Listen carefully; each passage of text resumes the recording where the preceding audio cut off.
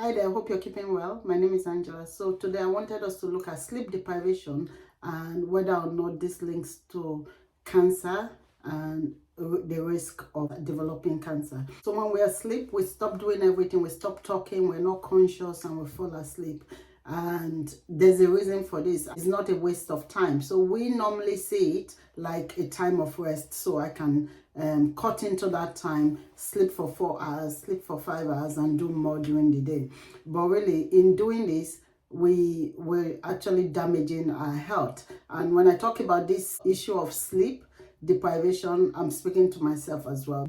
Behind this simplistic view of sleep is a very complex maintenance process that takes place when we are asleep. Not just sleeping for the recommended number of hours, which is between 7 to 9 hours. So depending on your body and your situation, you might need 7, 8, or 9. I'll tell you a bit later how to just determine how much sleep your body needs. There's a lot that happens when we are asleep. Our body goes into maintenance mode. It needs to clean up all the metabolic toxins that we've come in contact with during the day. In the brain is the glymphatic system, and I think in the body is the lymphatic system. So these systems only kick in when we are asleep. When we are awake and active, they can't really perform their function. But when we are asleep, they go in and start to clear out all the toxins and all the contamination that our body has come in contact with that day. Matthew Walker, in his book Why We Sleep, talks a lot about this. That book is an eye-opener.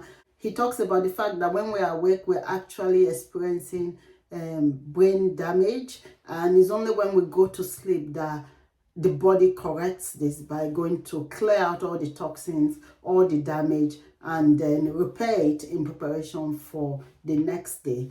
There's a small fraction of people who have a rare gene and can actually survive on about 5 hours sleep, but this is very rare, and don't assume you're one of them. Just try to get the recommended number of hours of sleep, because the percentage is really low, and the chances of that is against the odds. So let's look at some of the ways sleep deprivation can cause cancer. For example, weight gain. When we stay awake, we're not sleeping, we tend to eat very late at night, and if this is a consistent behavior, it can lead to weight gain. And we know that weight gain is linked to diseases like high blood pressure, diabetes, cancer, and a lot of other cardiovascular disease. Another one is our immune system is compromised when we don't get enough sleep. So your immune system is weakened, and then diseases like cancer can start to take control. Cancer needs the right environment to grow. It needs a house to live in, basically.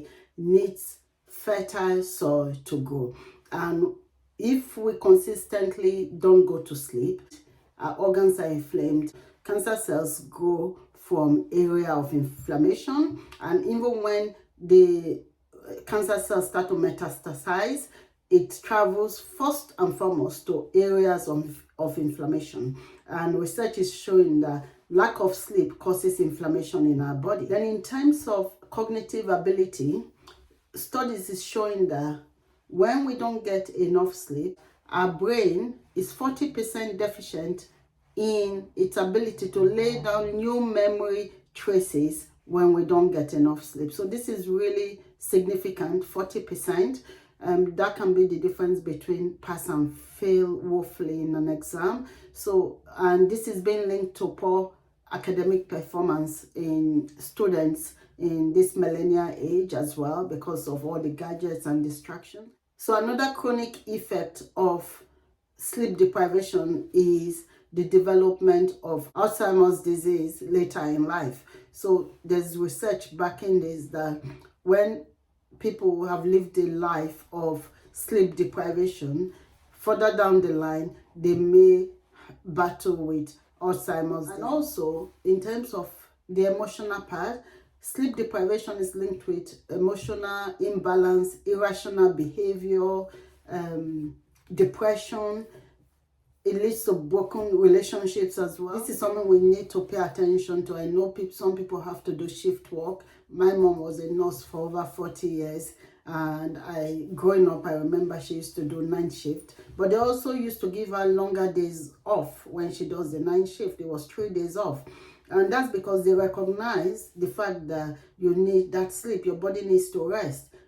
Similar to shift work today, they give time off. They pay more money for shift night work. There's a reason, because they know you're paying a big price when you stay awake doing what you do. And I'm sure a lot of what we rely on in society won't function properly without shift workers. What I want to point out is, when you've done shift work and stayed up all night, try and catch at least 7-8 hours rest during the day.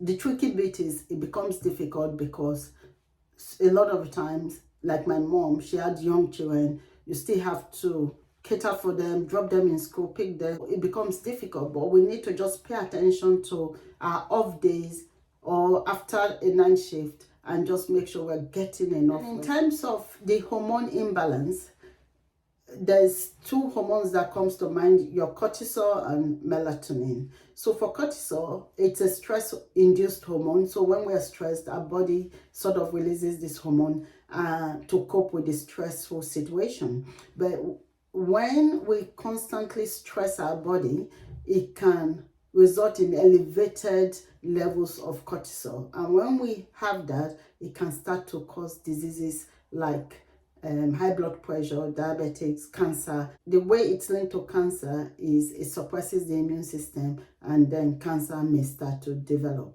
So that's, I mentioned in my video on unforgiveness, cortisol. So it's the same stress hormone. Then the other one is melatonin. Melatonin is a sleep hormone. So it is induced by darkness. So as the day starts to go dark, in the evenings, at night, our body starts to respond by producing this melatonin hormone. And the whole idea is preparing us to go to bed soon. If we consistently ignore this and don't go to bed, this might disrupt the production of melatonin. And what will happen is, over time, we start to suffer from insomnia. It becomes a vicious cycle of your body is not producing enough melatonin because you're not going to bed, and then you're not going to bed because your body is not producing enough melatonin, because the body is learned that you're not using it, so it's not producing it. So what happens is people now suffer from insomnia.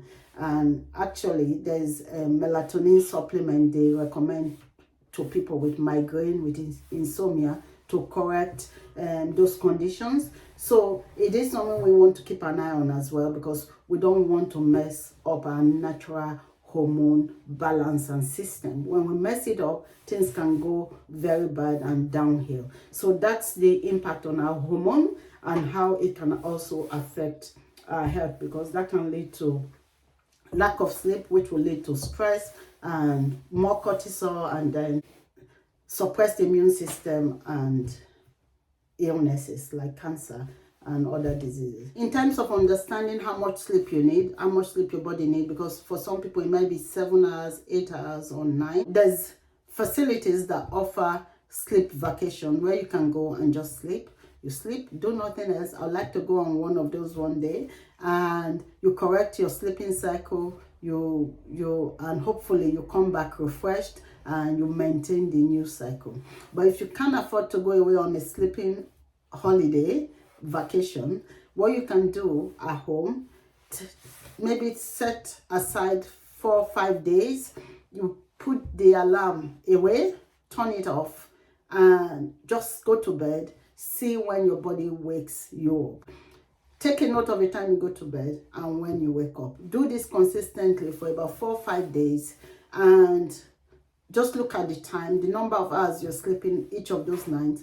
Take an average of that time. That's how much sleep your body truly needs. And going forward, try and sleep for those number of hours. So that's how to determine how much sleep your body needs. Because if you wake up tired, or you're using an alarm to wake up, really, you're forcing your body to wake up, and your body might still be in a process of doing its cleaning up and maintenance, and when you disrupt it like anything else, halfway done is not too good. And that's why we wake up with headache, migraines, grumpy, irrational, and sometimes just nasty to people around us because we haven't had a good night. So they say the shorter the sleep, the shorter the life. So try to make the sleep longer so that the life will be longer. A lot of people say I'll sleep when I'm dead, so this is the time to do what I have to do. But you also want to have a good quality life whilst you're alive. There's a reason God gave us sleep.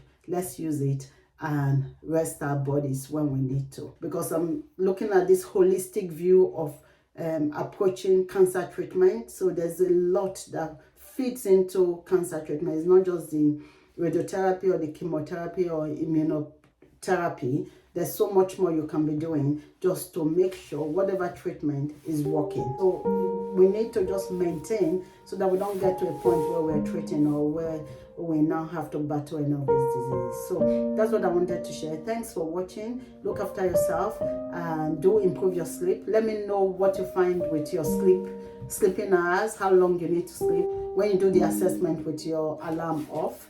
And also do subscribe to this channel if you haven't, and like the video. So share it to your loved ones, and I'll see you in my next. Take care. God bless you.